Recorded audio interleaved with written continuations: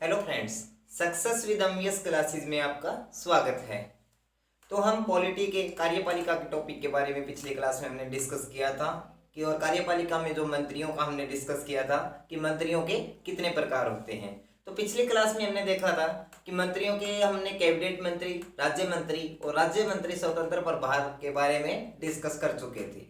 तो आज हम इसी क्लास को आगे करते हुए हम आज इसी के टॉपिक को आगे कंटिन्यू रखेंगे और आगे देखेंगे कि मंत्रियों को किस प्रकार से हटाया जा सकता है। कि अगर मंत्रियों को, अगर कैबिनेट मंत्री है तो अगर राज्य मंत्री है और जो स्वतंत्र प्रभार, राज्य मंत्री स्वतंत्र प्रभार है, उनको किस प्रकार से हटाया जाता है। तो अगर उनके हम डिस्कस करें ना, तो उनके डिस्कस में हम देखेंगे कि जो मंत्री है उनको हटाने का आधार क्या है। तो हम वो देखते हैं। देखो कि मंत्रियों को हटाने का आधार क्या है। अगर हम उसकी बात करें तो देखो कि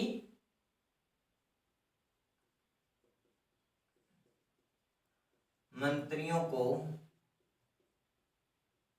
हटाने का आधार, अगर हम बात करें कि मंत्रियों को हटाने का आधार क्या है, ठीक है, हम बात करते हैं मंत्रियों को हटाने का आधार क्या है। तो वो देखते हैं क्या है। तो देखते हैं उसको कि सबसे पहले क्या है। देखो कि जो मंत्रिमंडल है, जो मंत्रिपरिषद है, हम बात करें मंत्रिपरिषद की, हम बात करते हैं मंत्रिपरिषद की। अगर हम बात करें मंत्रिपरिषद की, तो मंत्रिपरिषद का मुखिया कौन होता है? प्रधानमंत्री। ठीक है, यानी कि मंत्रिपरिषद का मुखिया होता है प्रधानमंत्री। और प्रधानमंत्री क्या करता है? सभी मंत्रियों को नियुक्त करता है। ठीक है, यानी कि सभी मंत्रियों को नियुक्त कौन करता है? प्रधानमंत्री करता है। यानी कि राष्ट्रपति करता है। वैसे तो संवैधानिक बात करें तो राष्ट्रपति प्रधानमंत्री के सलाह पर मंत्रियों को नियुक्त करता है, लेकिन प्रधानमंत्री की सलाह, प्रधानमंत्री क्या है? मंत्रियों को नियुक्त करता है। तो इसका अभिप्राय क्या है कि देख तो कि जो प्रधानमंत्री है, कि जो प्रधानमंत्री है, प्रधानमंत्री की जो इच्छा पर है ना, प्रधानमंत्री की इच्छा पर सभी मंत्री टिके हुए हैं, सभी मंत्री निर्भर है।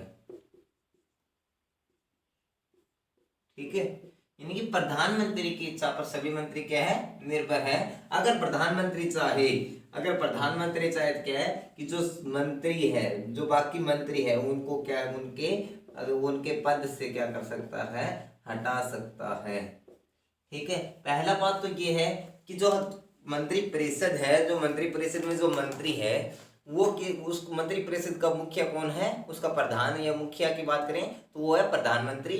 और प्रधानमंत्री की इच्छा पर ही सभी मंत्री कार्य करते हैं। अगर प्रधानमंत्री चाहे तो किसी भी मंत्री को उसके पद से हटा सकता है। ठीक है, तो आगे नेक्स्ट रीजन क्या है। देखो कि मंत्रियों को, नेक्स्ट अगला आधार क्या है कि मंत्रियों को किस प्रकार से हटाया जाता है, वो हम देखते हैं। देखो अगर हम देखें कि मंत्रियों को और किस प्रकार से हटाया जा सकता है, उसकी अगर हम चर्चा करें तो देखो जो मंत्री होते हैं ना, जो मंत्री है, देखो कि जो मंत्री है,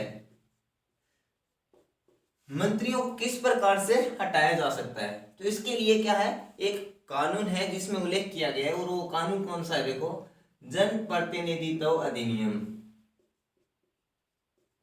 जनप्रतिनिधित्व अधिनियम 1951। 50 नहीं है बल्कि 1951 है, 50 दूसरा था। यानी कि अगर मंत्री की बात करें तो उस मंत्रियों को किस प्रकार से हटाया जा सकता है? एक कानून है, कौन सा? जन प्रतिनिधित्व अधिनियम 1951। उसमें क्या उल्लेख है? उसमें यह उल्लेख है कि यदि यदि न्यायालय द्वारा यदि न्यायालय द्वारा किसी मंत्री को, किसी मंत्री के विरुद्ध दो या दो से अधिक वर्ष की सजा का प्रावधान कर दिया जाए, सजा का प्रावधान कर दिया जाता है, तो उसकी सदस्यता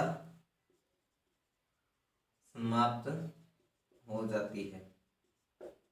यानी कि जो जनप्रतिनिधित्व अधिनियम 1951 है उसमें यह उल्लेख है कि यदि किसी मंत्री के विरुद्ध न्यायालय जो है 2 वर्ष से अधिक सजा का प्रावधान कर देता है, यानी कि किसी न्यायालय के मंत्री के विरुद्ध अगर कोई न्यायालय 2 से अधिक साल के लिए सजा का प्रावधान कर देता है तो उसकी क्या सदस्य उस मंत्री की सदस्यता को समाप्त कर दिया जाता है, उसकी मंत्री की सदस्यता समाप्त हो जाती है। तो यानी कि दूसरा पॉइंट हमारा ये है कि अगर कोई न्यायालय किसी मंत्री के विरुद्ध 2 से अधिक वर्ष के लिए सजा का प्रावधान कर देता है तो उसकी सदस्यता समाप्त हो जाती है। और इसका प्रावधान कहाँ है? जनप्रतिनिधित्व अधिनियम 1951 में इस चीज का प्रावधान है। तो हम नेक्स्ट देखते हैं क्या है। अगर हम अगली बात करें तो देखो, अगली अगर हम बात करें तो उसमें अगले में देखते हैं। देखो आगे हम बात करते हैं कि यदि तीसरा पॉइंट देखते हैं हम कि अगर हम तीसरा पॉइंट देखें कि अगर किसी मंत्री के विरुद्ध जो है ना, मंत्री पर एफआईआर दर्ज हो जाती है, एफआईआर दर्ज हो जाती है। कौन सी? First investigation report. यानी अगर किसी मंत्री के विरुद्ध एफआईआर दर्ज होती है तो क्या होता है कि उसकी सदस्यता पर किसी भी प्रकार का कोई प्रभाव नहीं पड़ता। ठीक है, क्या है? देखो कि यदि किसी मंत्री के विरुद्ध एफआईआर दर्ज हो जाती है तो उसको क्या है, उसकी सदस्यता पर किसी भी प्रकार का प्रभाव नहीं पड़ता। तो देखो कि अगर किसी मंत्री के विरुद्ध सदस्यता मंत्री पर जो एफआईआर दर्ज हो जाती है या प्राथमिकी जो दर्ज हो जाती है, प्राथमिकी जो रिपोर्ट होती है, अगर वो दर्ज कर दी जाए तो उसकी सदस्यता पर किसी भी प्रकार का कोई प्रभाव नहीं पड़ता। तो मंत्री यानी कि अगर एफआईआर दर्ज होती है तो उस पर प्रभाव नहीं पड़ता। तो इसके साथ आलोचकों ने क्या कहा है? देखो आलोचकों ने कहा है कि यदि किसी मंत्री पर कोई आरोप लगे, आलोचकों का क्या मानना है कि यदि किसी मंत्री पर क्या लगे? आरोप लगे, यानी कि अगर किसी मंत्री पर आरोप लगता है या उनके ऊपर एफआईआर दर्ज होती है, यानी कि अगर किसी मंत्री पर आरोप लगता है या फिर उस पर एफआईआर दर्ज होती है या फिर उस पर कोई केस होता है, ठीक है, तो उसको क्या कर, आलोचकों का ये मानना है कि उसको अपने पद से क्या करना चाहिए? त्याग पत्र देना चाहिए। ठीक है, यानी कि उसको त्याग पत्र देना चाहिए। किस लिए? निष्पक्ष जांच के लिए। निष्पक्ष जांच के लिए उसको क्या करना चाहिए? त्याग पत्र देना चाहिए। अगर हम बात करें कि अगर किसी मंत्री के विरुद्ध, आलोचकों का यह मानना है कि अगर किसी मंत्री पर किसी प्रकार का कोई आरोप लगता है या कोई एफआईआर दर्ज होती है तो उस मंत्री को क्या करना चाहिए? त्याग पत्र देना चाहिए। क्यों देना चाहिए? ताकि उसकी क्या हो सके? निष्पक्ष जांच हो सके। ठीक है, इसी के साथ साथ क्या है कि जनता का क्या मानना है। अगर हम आम जनता की राय की अगर हम बात करें तो आम जनता की राय की क्या बात है वो देखो कि जनता का ये मानना है, आलोचकों का ये मानना है कि उसको त्याग पत्र देना चाहिए निष्पक्ष जांच के लिए। तो और क्या मानना है? जनता का ये मानना है कि उसको अगर आरोप लगता है तो उसको त्याग पत्र नहीं देना चाहिए, उसको त्याग पत्र नहीं देना चाहिए। अब सवाल ये आता है कि इसको त्याग पत्र क्यों नहीं देना चाहिए? यानी कि जनता का, आम जन का यह मानना है कि अगर किसी मंत्री के विरुद्ध कोई उस पर आरोप लगता है या फिर उस पर एफआईआर होती है, दर्ज होती है मंत्री के खिलाफ, तो उसको क्या है? त्याग पत्र नहीं देना चाहिए। ये किसका मानना है? आम जन का मानना है। तो ये क्यों नहीं देना चाहिए? इसके हम सवाल ये है कि आखिर ये उसको त्याग पत्र क्यों नहीं देना चाहिए? उस पर आरोप लगा है तो उसको त्याग पत्र क्यों नहीं देना चाहिए? अगर हम बात करें तो वो क्यों नहीं देना चाहिए? देखो कि जो राजनेता होते हैं ना, उनके कार्य क्या होते हैं? उनके कार्य जो जनता के हित में होते हैं, ठीक है, जो राजनेता होते हैं उनके कई कार्य ऐसे होते हैं जो जनता के हित में होते हैं, इसीलिए क्या है, उनको क्या करना चाहिए, उनको त्याग पत्र नहीं देना चाहिए, उनको त्याग पत्र नहीं देना चाहिए।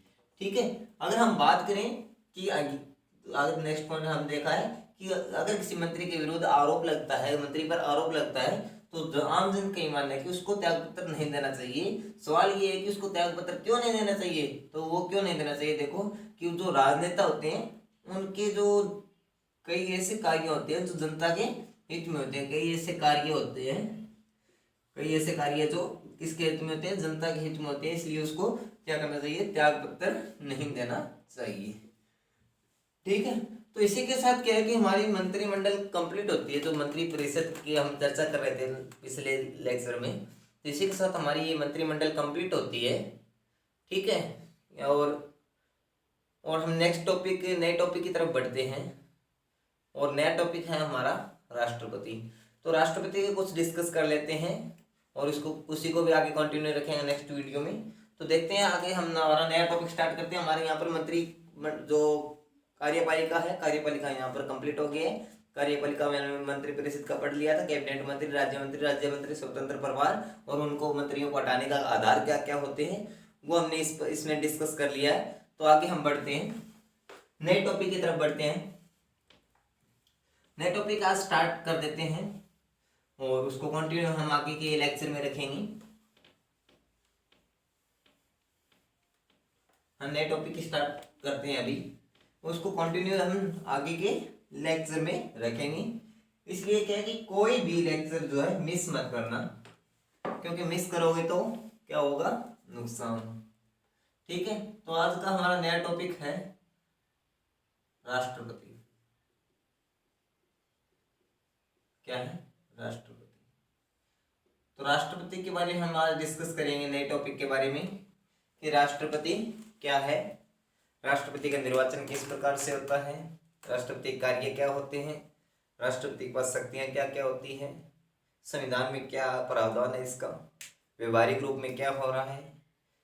ठीक है, तो इसकी अगर हम चर्चा करें तो ये हमारा नया टॉपिक है, और इसी पे हम स्टार्ट करेंगे सबसे पहले कि राष्ट्रपति का निर्वाचन कैसे होता है। कि देखो, राष्ट्रपति का जो निर्वाचन होता है, किस प्रकार से निर्वाचन होता है, उस निर्वाचन में कौन कौन शामिल होता है, यानी कि कौन कौन उसके निर्वाचन में भाग लेता है। तो इसी के साथ हम राष्ट्रपति का नया टॉपिक स्टार्ट करने जा रहे हैं, इसको थोड़ा ध्यान से देखना, और जो पीछे की वीडियो है उनको भी कंटिन्यू देखना, ताकि आपका कोई भी जो टॉपिक है जो है स्किप न हो पाए। तो इसके साथ हम देखते हैं राष्ट्रपति का सबसे पहले हम देखते हैं निर्वाचन। सबसे पहले हम देखते हैं निर्वाचन कि जो राष्ट्रपति है उसका निर्वाचन किस प्रकार से होता है।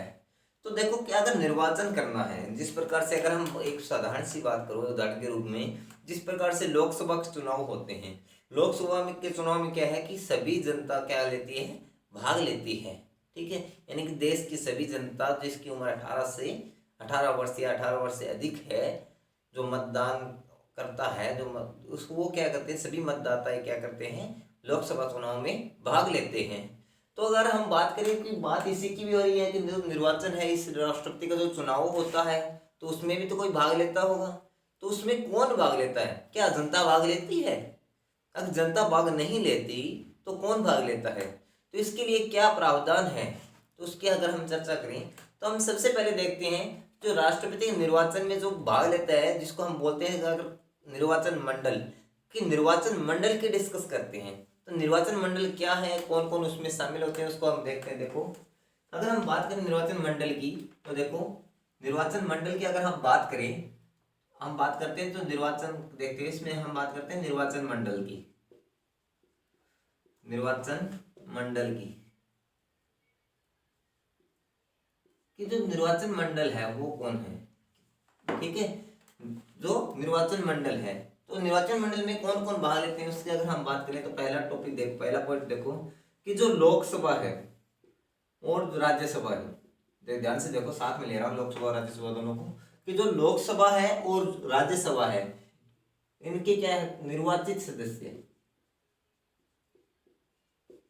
निर्वाचित सदस्य, यानी कि हम देख रहे हैं कि कौन कौन इसमें भाग लेता है, कि जो लोकसभा है और राज्यसभा है इसके निर्वाचित सदस्य भाग लेते हैं, मनोनीत नहीं। कि जो मनोनीत नहीं, कि जो लोकसभा और राज्यसभा में जो मनोनीत सदस्य है वो राष्ट्रपति के चुनाव में भाग नहीं लेते, बल्कि कौन लेते हैं, जो राज्यसभा और लोकसभा और राज्यसभा जो निर्वाचित सदस्य है वो राष्ट्रपति के चुनाव में भाग लेते हैं। अगर हम दूसरे पॉइंट की बात करें तो वो देखो, अगर हम दूसरे पॉइंट की बात करें तो वो देखो कि जो यूटी क्षेत्र है, ठीक है, जिसमें दिल्ली और पुडुचेरी, ठीक है, अब जो यूटी क्षेत्र है जिसमें दिल्ली और पुडुचेरी है, अब उसकी अगर हम बात करें तो कौन इसमें, इसकी विधानसभा के सदस्य भाग लेते हैं, विधानसभा के सदस्य, ठीक है, यानी कि जो यूटीज है वो यानी कि दिल्ली और पुडुचेरी की विधानसभा के सदस्य इसमें भाग लेते हैं। और तीसरी अगर हम बात करें जो राज्य है, देखो जो राज्य की विधानसभाएं हैं, जो राज्य की विधानसभाएं हैं, जो राज्य की विधानसभाएं हैं उनमें निर्वाचित सदस्य भाग लेते हैं, निर्वाचित सदस्य भाग लेते हैं, ठीक है। हम बात कर रहे हैं कि जो राज्य की विधानसभाएं हैं उसके निर्वाचित सदस्य इसमें भाग लेते हैं। और चौथे पॉइंट की बात करें तो क्या है, जो विधान परिषद है, जो विधान परिषद होती है, ठीक है, हम बात करें विधानसभाएं और जो विधान परिषद होती है, तो विधान परिषद की अगर हम बात करें तो विधान परिषद के जो सदस्य है वो क्या है, भाग नहीं लेते, चाहे वो निर्वाचित हो या फिर मनोनीत, वो क्या करते हैं, भाग नहीं लेते। यानी कि निर्वाचन मंडल की अगर हम बात करें, निर्वाचन मंडल में कौन कौन भाग लेता है, देखो कि राज्यसभा और लोकसभा और राज्यसभा के निर्वाचित सदस्य इसमें भाग लेते हैं, मनोनीत नहीं। यानी कि जो राष्ट्रपति का निर्वाचन मंडल है, कि राष्ट्रपति के निर्वाचन के लिए कौन कौन भाग लेते हैं, ये एक निर्वाचन मंडल है, ठीक है। और उसकी अगर हम चर्चा करें तो कौन है, जो राज्यसभा लोकसभा है और राज्यसभा है उसके निर्वाचित सदस्य भाग लेते हैं, मनोनीत नहीं लेते। जो यूटीज है, केंद्र शासित प्रदेश है, जैसे दिल्ली और पुडुचेरी, उसके विधानसभा के सदस्य भाग लेते हैं। और जो राज्य की विधानसभाएं हैं, जो राज्यों की विधानसभाएं उनके सदस्य भाग लेते हैं। लेकिन जो विधान परिषद होती है, विधान परिषद के सदस्य क्या है, चाहे वो निर्वाचित हो या मनोनीत हो, वो भाग नहीं लेते। तो हमने देखा कि ये, तो इसके साथ हम आगे बढ़ते हैं कि निर्वाचन मंडल हमने देख लिया कि निर्वाचन मंडल है। इसके साथ हम आगे बढ़ते हैं कि राष्ट्रपति का निर्वाचन होता कैसे है। इसके साथ हम देखते हैं कि राष्ट्रपति का निर्वाचन होता कैसे है, ठीक है। उसके साथ हम देखते हैं राष्ट्रपति का निर्वाचन पद्धति क्या है, या निर्वाचन रीति क्या है। निर्वाचन पद्धति क्या है, अगर उसकी हम बात करें कि राष्ट्रपति की निर्वाचन पद्धति क्या है, कि राष्ट्रपति का निर्वाचन कौन सी रीति के द्वारा किया जाता है, कौन सी पद्धति है, क्या प्रणाली है जिसके द्वारा राष्ट्रपति का निर्वाचन किया जाता है, तो उसके हम जिक्र करते हैं। देखो, राष्ट्रपति के निर्वाचन की प्रणाली है अनुपातिक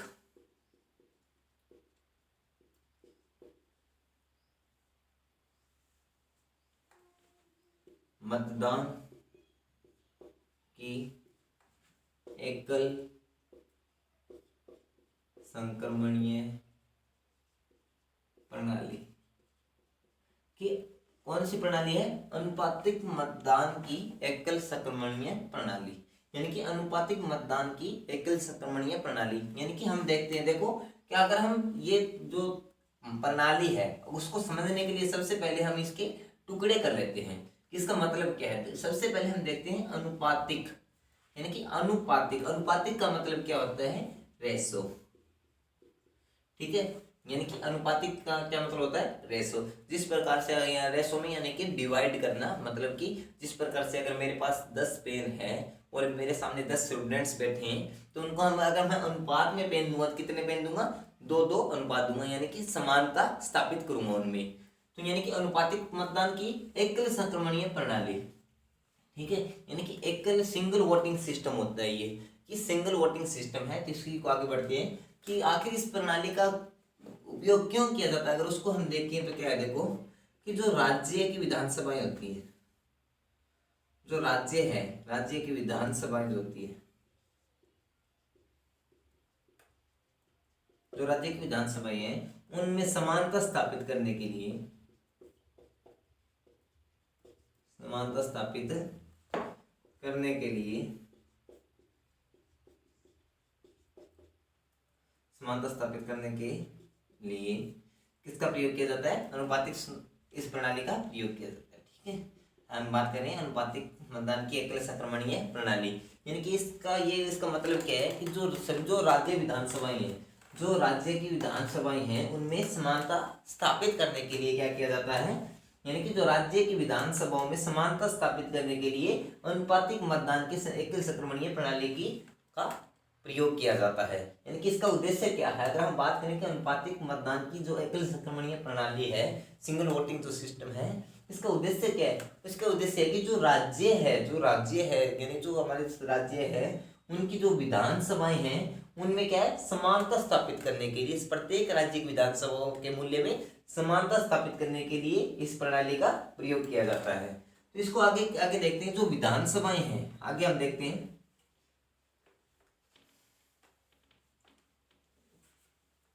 इसी के साथ आगे बढ़ते हैं कि जो विधानसभाएं हैं,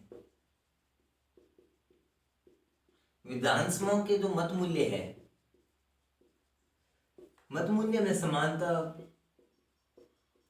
अब देखो कि जो विधानसभाएं हैं, विधानसभाओं के मत मूल्य में समानता किस प्रकार से स्थापित की जाए। हमने राज्यों की विधानसभाओं में तो समानता स्थापित कर ली उस प्रणाली के द्वारा, अनुपातिक प्रणाली के द्वारा। अब बात यह कि जो विधानसभाएं हैं उसके मत मूल्य में समानता स्थापित कैसे की जाए। अगर हम बात करें तो इसके लिए क्या क्या किया जाता है कि जो विधायक होते हैं उसका मत मूल्य निकाला जाता है, उसका मत मूल्य निकाला जाता है, यानी कि एक विधायक का मत मूल्य निकाला जाता है। अगर हम बात करें तो क्या है कि एक विधायक का मत मूल्य निकाला जाता है। ठीक है, किसके लिए किया जाता है, जो विधानसभाएं हैं उनके मत मूल्य में समानता स्थापित करने के लिए एक विधायक का मत मूल्य निकाला जाता है। और एक विधायक के मत मूल्य को निकालने के लिए क्या है कि एक सूत्र का प्रयोग किया जाता है, एक फॉर्मूले का प्रयोग किया जाता है। वो अभी यहाँ पर मैं शो करता हूँ, आपको बताता हूँ कौन सा है कि यानी कि विधानसभाएं जो क्या है कि विधानसभाएं क्या है कि मत मूल्य में समानता, विधानसभाओं के मत मूल्य में समानता स्थापित करने के लिए एक विधायक के का मत मूल्य निकाला जाता है।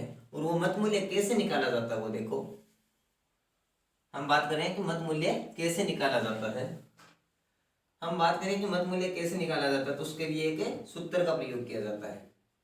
सूत्र क्या है देखो, उसके लिए सूत्र का प्रयोग किया जाता है कि जो कुल जनसंख्या यानी कि देश की कुल जनसंख्या